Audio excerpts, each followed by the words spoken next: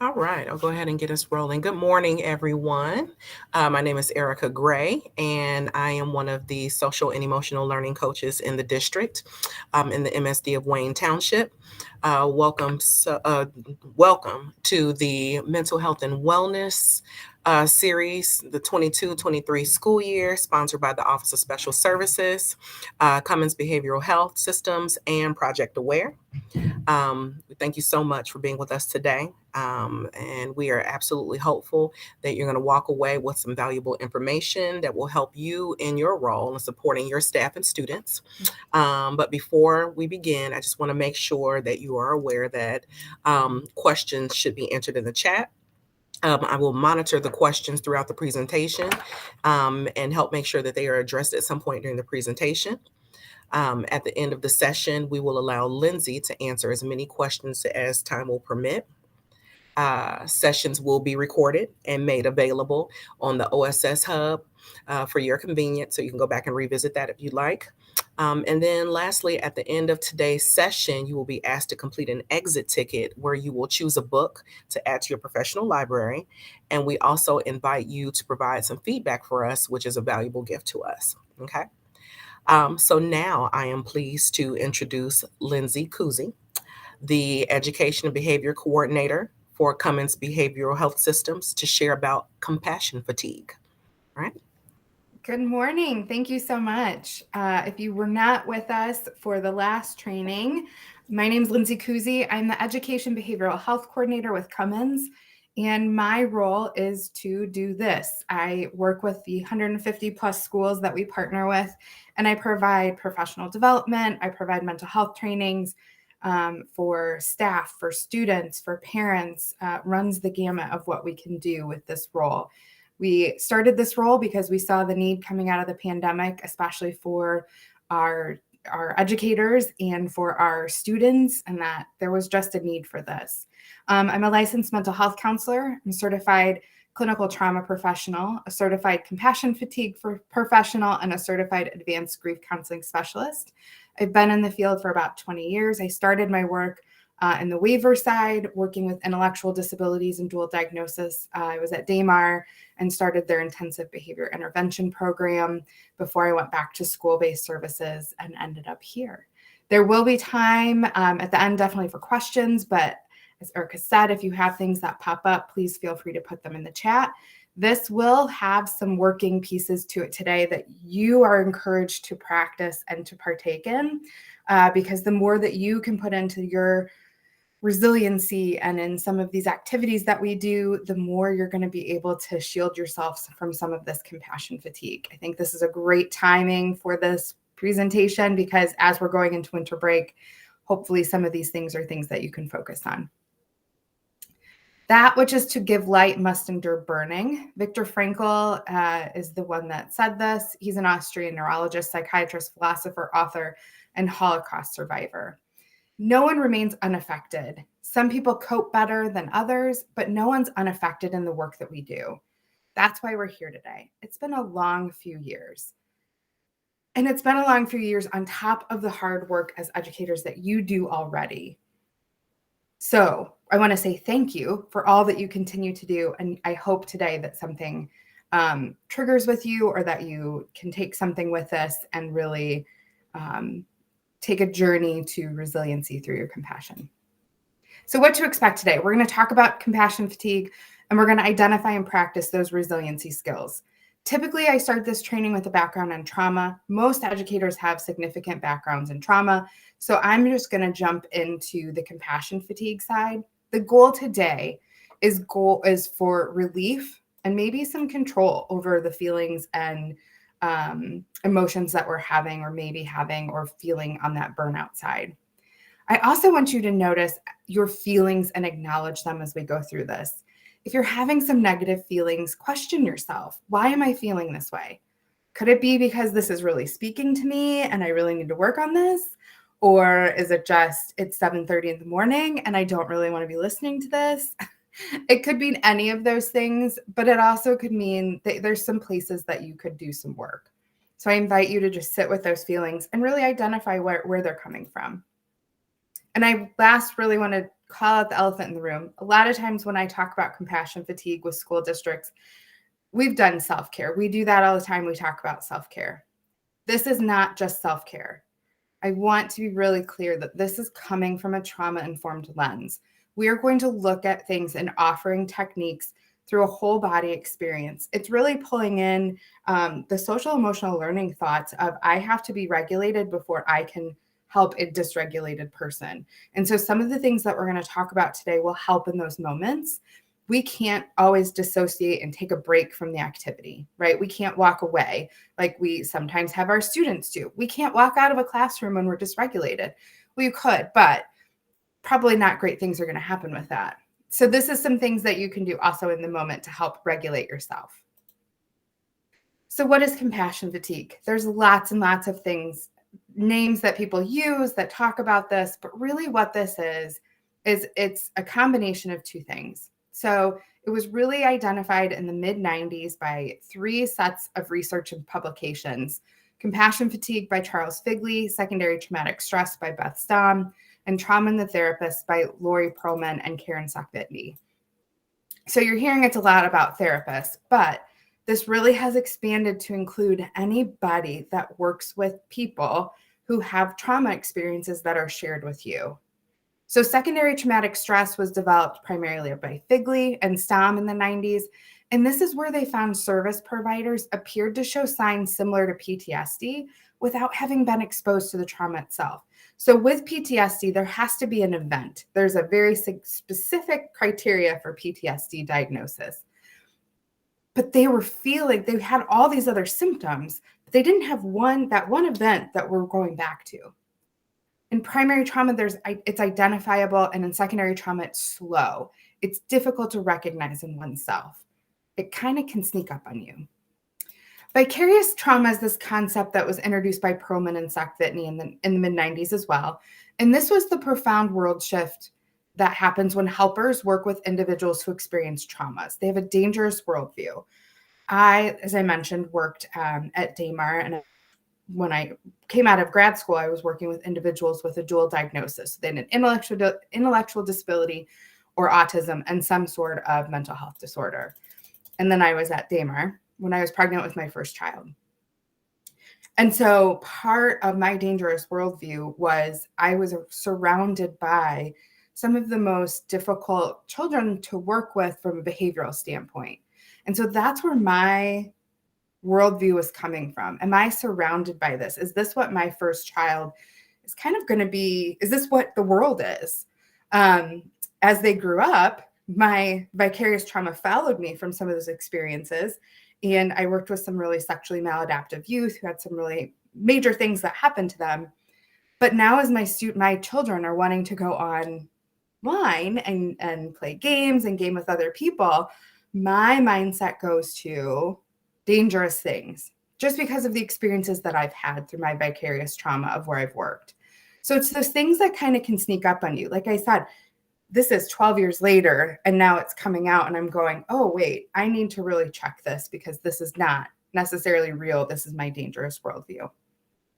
So those are really more of it's like the mental part of things. And then we get to burnout.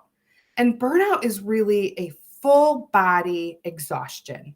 It's depersonalization. It's reduced personal accomplishment. It's really that full body feeling. Burnout is really due to the perception of what could be a demanding or toxic environment, whereas secondary trauma is really that PTSD feel, that anxiety and avoidance.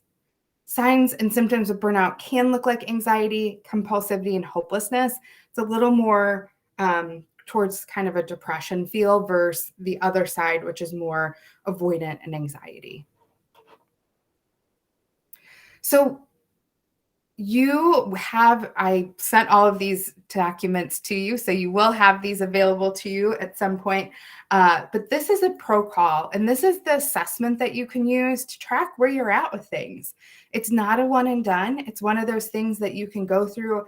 I encourage, especially teachers, every quarter as you're, finishing grades and that comes up, give yourself this quick assessment. Where am I now? It's 3 subscales. It measures your compassion satisfaction, secondary traumatic stress, and burnout. And according to the Center for Victims of Torture, who now house this document, this pro-qual assessment is for any helper, healthcare professional, social service worker, teachers, attorneys, anybody. And it's to understand the positive and negative aspects of helping those who experience trauma and suffering, and how you can improve your ability to help them by balancing yourself. Again, it's not a one and done assessment. This is something that you can do to track where you're at.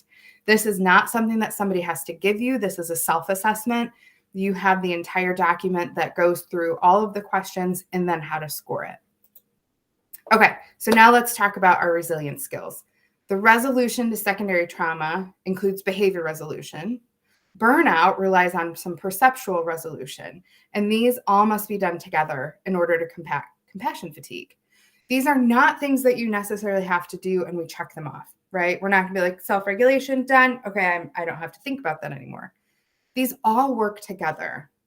And I want you to notice that self-care is on the bottom. And self-care is on the bottom because you can leave your day.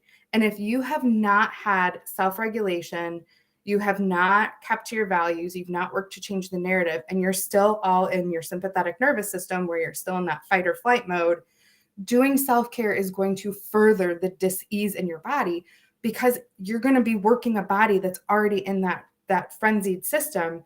It's not helping us. It's not creating what we want that self-care to be. So that's why self-care is at the bottom. So first up, we're going to talk about self-regulation. And self-regulation is really catching us when we're hitting that trigger spot.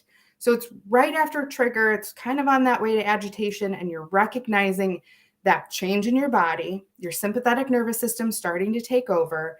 And it's understanding I need to do something in this moment to stop. So this is really thinking of neuroception, the brain to body knowledge of starting to recognize I'm safe in this moment. I need to get myself back in check so that I'm regulated. The way that you do this is identifying in your body where you hold stress. So for me, I lift my shoulders up. If I'm stressed, if I'm at the computer, my shoulders are up. So I know that I need to practice releasing my shoulders. That's where I know if I start to hit that trigger stage, my shoulders are going to go up and I can start to feel the tension in my body.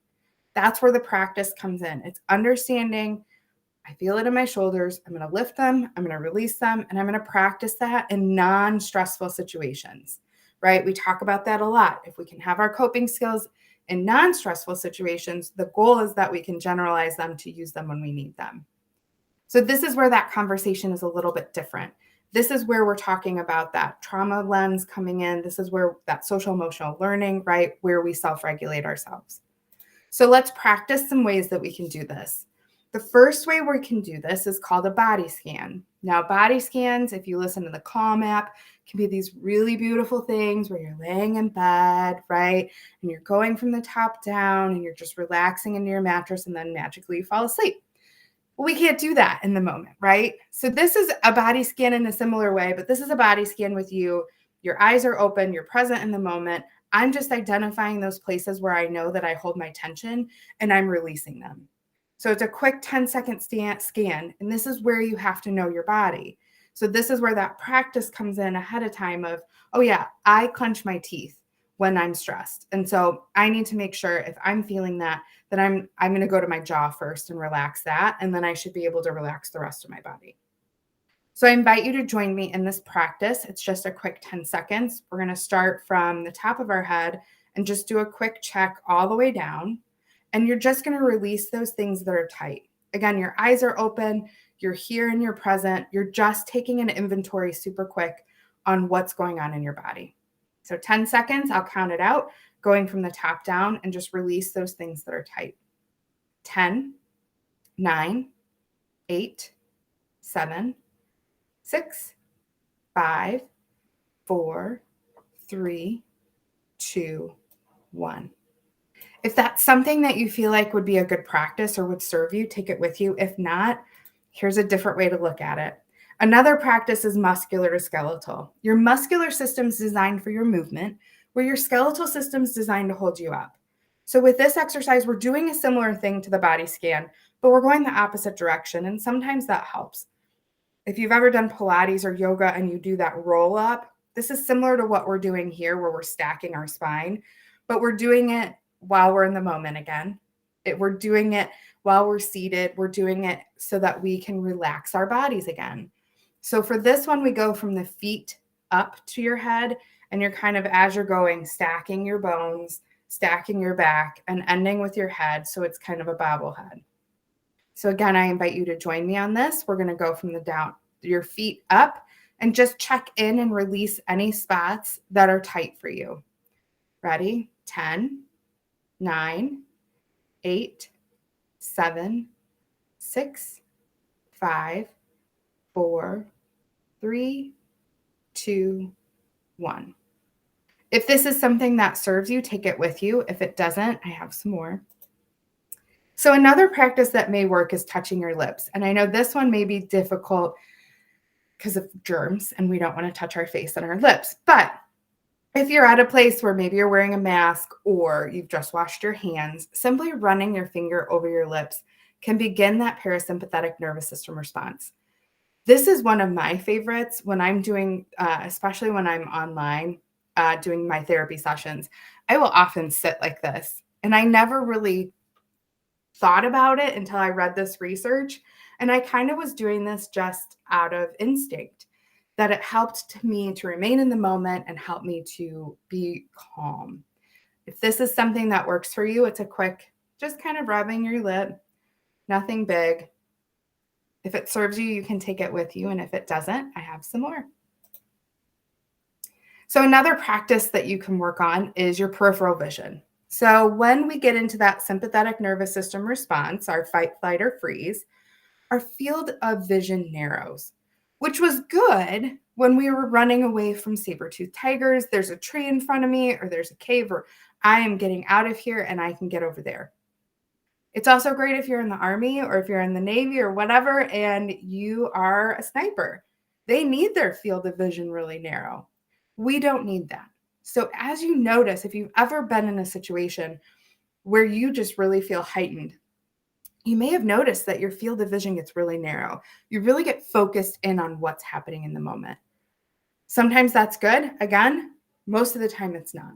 So what we want to do is pull our peripheral vision back. So ways to practice this is you put your fingers out about 18 inches apart, and we're going to focus on a spot in front of us for about 5 seconds. And then we slowly move our fingers back and we see where our peripheral vision takes us.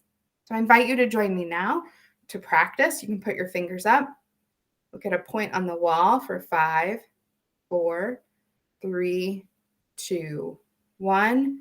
Slowly start pulling your fingers back and see where your peripheral is.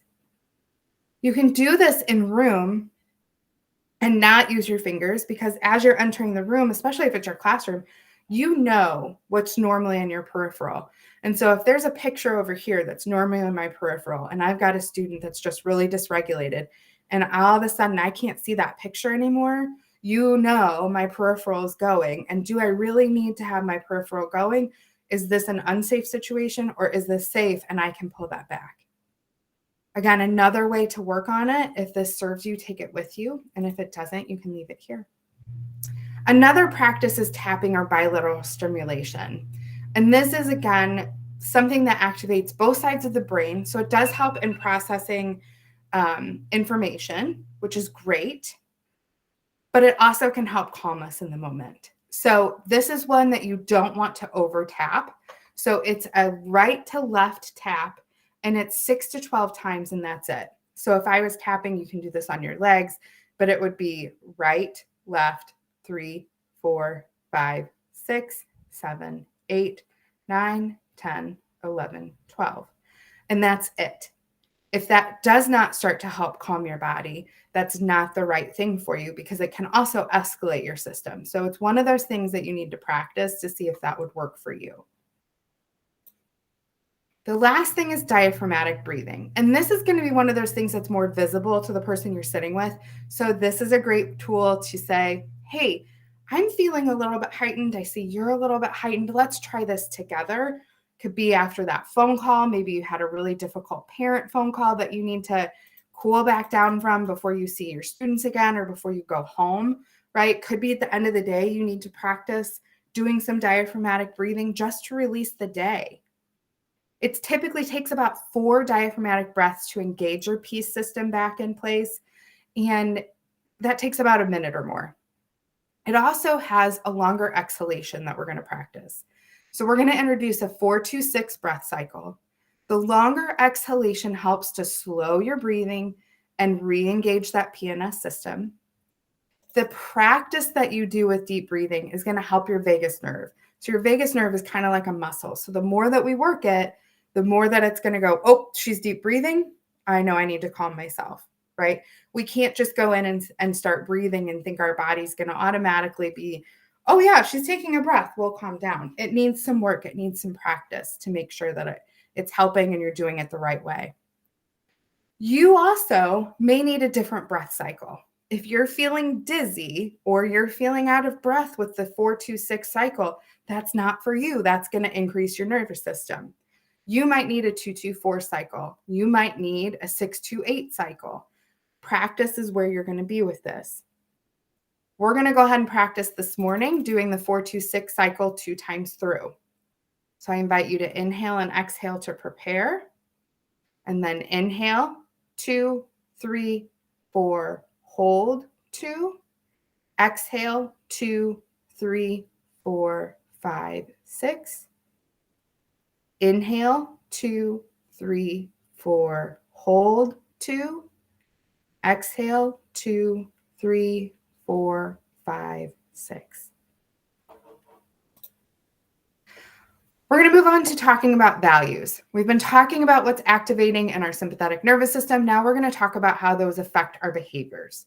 So all of those things that we just talked about are ways for us to regulate in the moment so that when we're in a dysregulated situation, we can have control because we're going to get ourselves back out of our fight, flight, or freeze.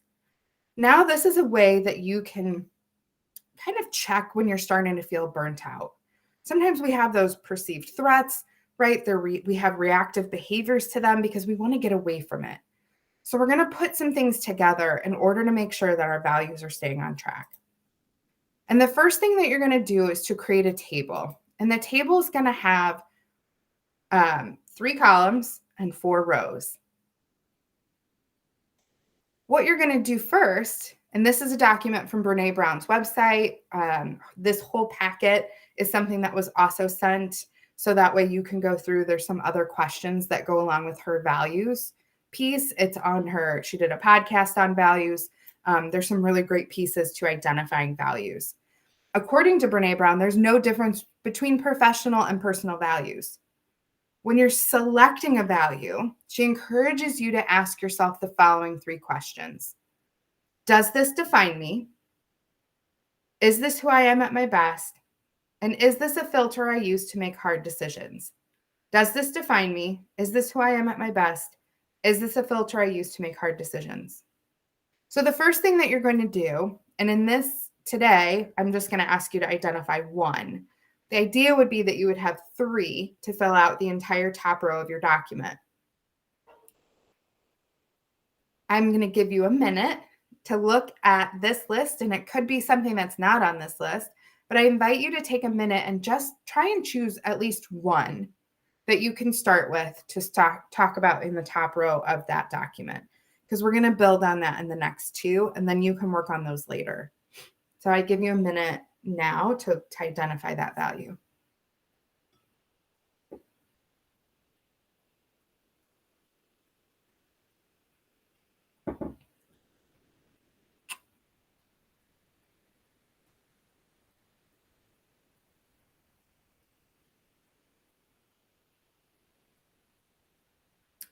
Next, we're going to write out one behavior that supports that value. So for an example, if my value is collaboration, a behavior that I could exhibit that would support this is I regularly seek out input from others.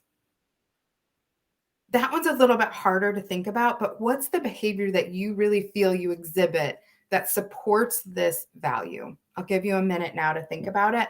That might be one that you'll have to come back to.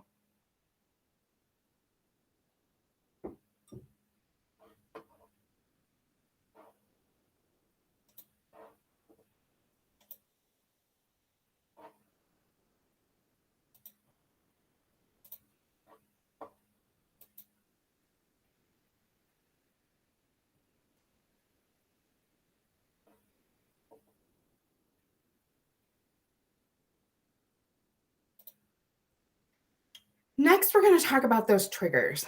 So we've talked about how your sympathetic nervous system is activated. It's that trauma that we walk through the world with. What pushes our buttons? What are situations you recall where you felt triggered? What happened before? What was happening during? What happened after, right? So for me, if collaboration is my value and my behavior to that is I seek others out, a trigger for me could be being ignored. I send an email, I'm asking for your input, and I don't get a response. That could be a trigger, right? Maybe it was friendship as your value. So being left out could be a trigger. It doesn't have to be on this list. This list is from John Gottman and his institute. It just has some really great feeling triggers because that's really what it goes to is I'm feeling something, I felt something, and that is what helped trigger this emotion.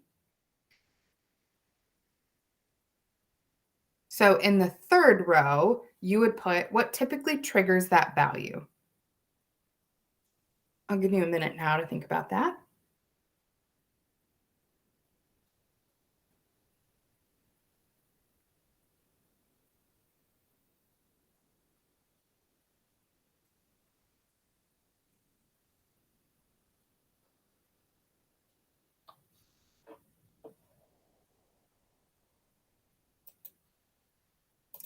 So we've got our value that's across the top. We've got our behavior. We've got our trigger.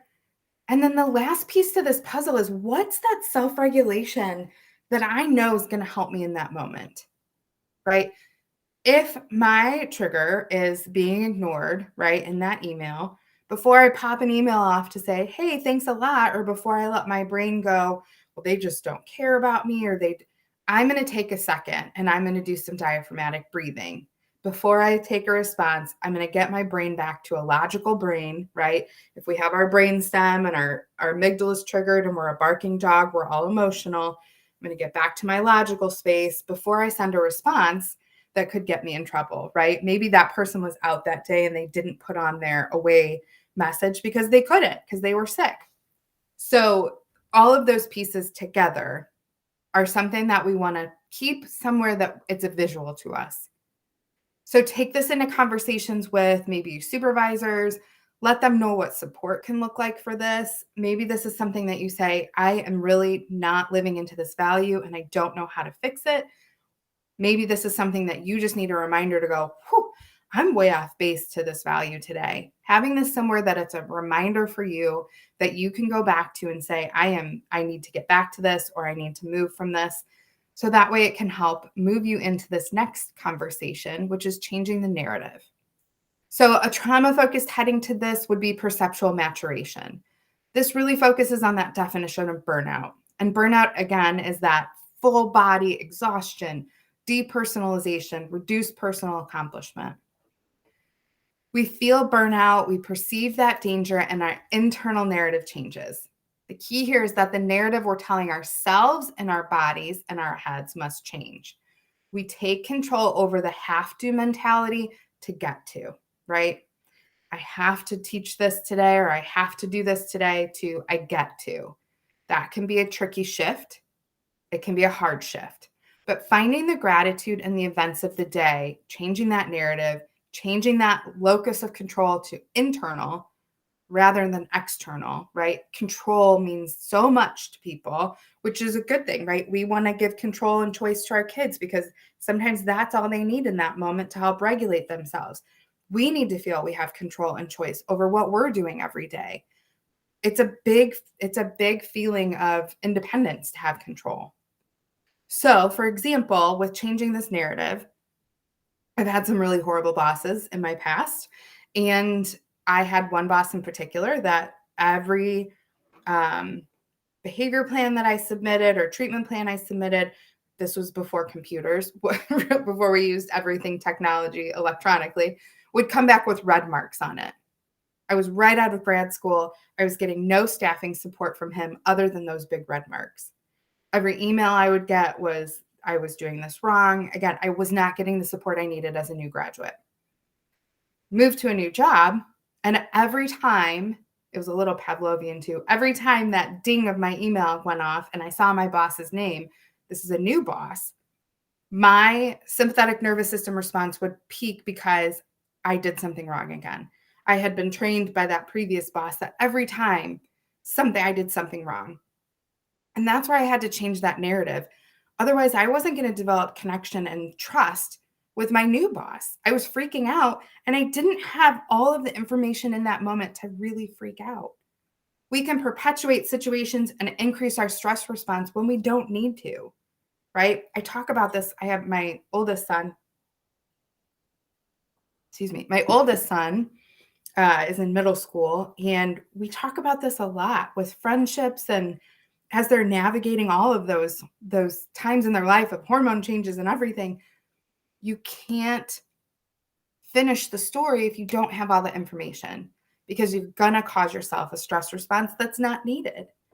So you have control of how you respond, how you behave, even if it's not something you have control of the environment. Between stimulus and response, there's space. In that space is our power to choose our response, and in our response lies our growth and our freedom. This is everything we're talking about today. That space is that place we self-regulate. We choose our response. We choose how we respond in those situations, and that helps us to grow our values. That helps us to grow our gratitude, and it helps us to grow freedom from feeling this burnout or these negative feelings that we have. It's not as simple as it sounds, obviously. It's something with practice and intentionality that makes us succeed. It reminds us we need to be mindful, intentional, and deliberate about our actions so that our response falls within the boundaries of those integrity and values that we just talked about.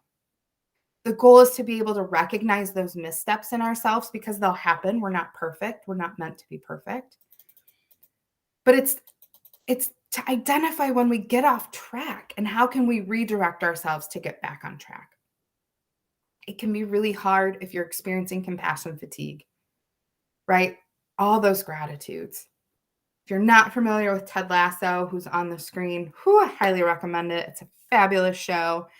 But Ted Lasso is an American football coach at a small university in the middle of the country, and he is chosen to move to England to coach a Premier Soccer League. If you're not familiar with that, it would be like going from coaching a D3 football school, small college, maybe Franklin University here in the city, and then going and coaching for the Chicago Cubs.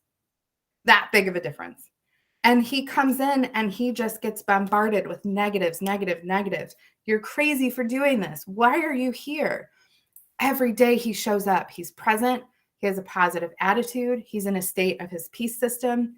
He hears what people says. He thanks them for their negative comments even. And as the show, yes, it's a TV show. I understand that. But as that show goes on, you see the change. You see the change in everybody around him. Being at ahead of Ted, it's something to aspire to. It is something that a lot of psychologists are talking about, especially in positive psychology. Actually, Brene Brown and Dan Siegel just did a whole conference this summer on the Ted Lasso effect and how this attitude of gratitude can really help change our whole mentality. So how do we combat this? John Gottman talks about at least 5 positive interactions to make up for 1 negative. Jack Bauer and George Bonanno also validated this through an experiment they did with people who lost a significant other. Where do you start with this? This is not an order of completion and then we check it off. This is where you're at in the moment. Maybe you can't think about or remember or identify something you're grateful for, but can you remember a moment that you really savored? And it could be a piece of chocolate cake, right? It doesn't have to necessarily be this big, bold action. It can be something small. It can be something that was more minute, but you really savored that moment. You were really present with it. And so that's a way that you can savor a moment and start to remember those things. Notice and act are also those typical things, the gratitude voice memos, the gratitude journals, gratitude rituals, all of those pieces that you're noticing and acting upon it. So I'm grateful for this food, or I have my 3 gratitudes for the day. Maybe that's not where you're at. Maybe you're more of an expression person and you can show your gratitude outwardly. And this is people just saying, I appreciate you, right? This could be through acts of kindness and thoughtfulness, could be your body language. Most people don't sit with each other anymore, right? Without our phones or without our watches going off. Being present in the moment with somebody can just be a moment of gratitude where you're not interrupted by anything else. So really digging into these things and really helping to identify those moments of gratitude can start to change your brain, and really then it becomes, you see it all the time around you. So this is a gratitude game that you will have a copy of, and it's done with Skittles. It could be done with a color chart. It could be done with like a twister board. But it's identifying when those things come up, those places where you're grateful. And this is great to do in a group. This is great to do as a family. This could be something as you're sitting down to a meal that you're doing. It's a fun and easy way to start identifying those feelings of gratitude that you can share. So next is connection. Maintaining resiliency, connection is in every part of resiliency. It improves physical and mental health as well as emotional well-being. It lowers level of anxiety and depression, creates higher self-esteem. And the opposite is also true. A lack of social connectedness can have a decline in physical and psychological health. Social connection requires us to be vulnerable. Dr. Brené Brown talks about vulnerability as uncertainty, risk, and emotional exposure. She says vulnerability is at the core of all emotions. So to feel is to be vulnerable. So resilient connection has 4 steps. We want to allow a conversation, and this is a conversation that you set up with your person. So somebody that you talk to regularly. That's a once a month conversation where you're just sitting down and you're allowing your trauma narrative. So you're just talking about all of, maybe the things that have built up. It's not a venting session, but it's allowing you to get out some of those pieces that may be stuck.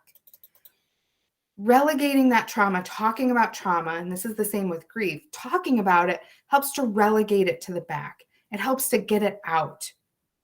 So you have this person, you have a trauma narrative, so it's regularly scheduled time together. It's not those fly off, I just need to vent this all to you and then I'm going to have you carry this.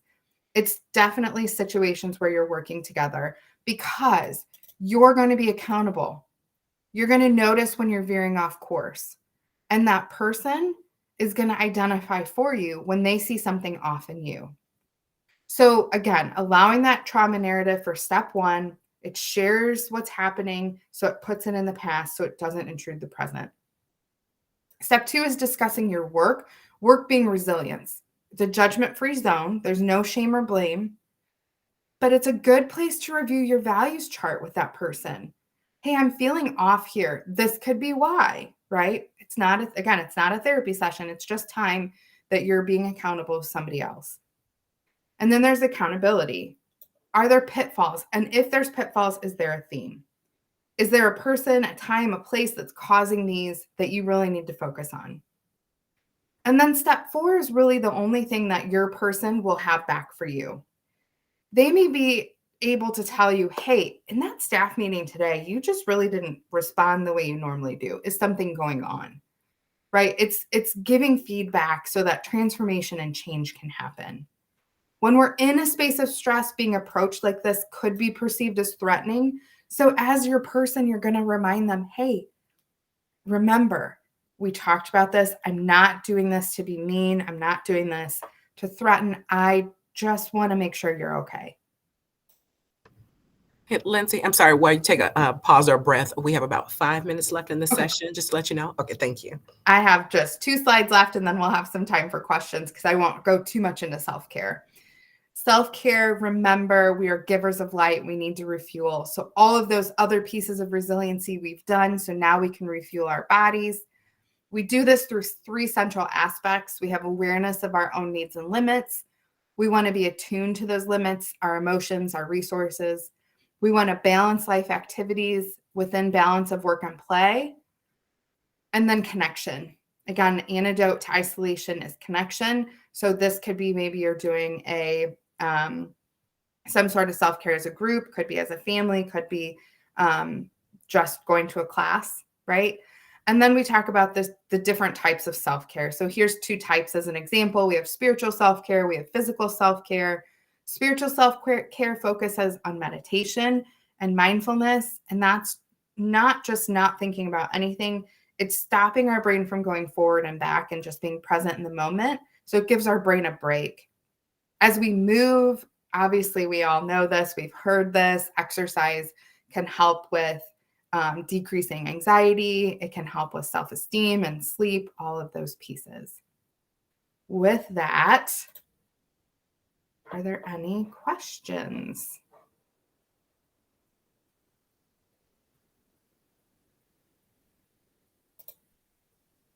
I know some of that we went through pretty quickly to make sure we could get it all in today. You will have, as I mentioned, I've sent all of the documents. So for every stage, you'll have a sheet that goes with each stage so that you can go back and practice those, the protocol assessment and the slides. So those were all sent out and you should be able to have access to those. Well, thank you so much. This was pretty amazing, and I'm excited to try some of the things that you share with us today at home and, with colleagues. So, thank you so much for that, and we appreciate your expertise. But participants, before you go, I am going to ask that you go ahead and click on that link and provide your feedback to us, and then also you get a chance to choose the free book to add to your collection. And thank you so much again for joining us, and you have a great rest of your day. Thanks, everyone. Thank you, Lindsay.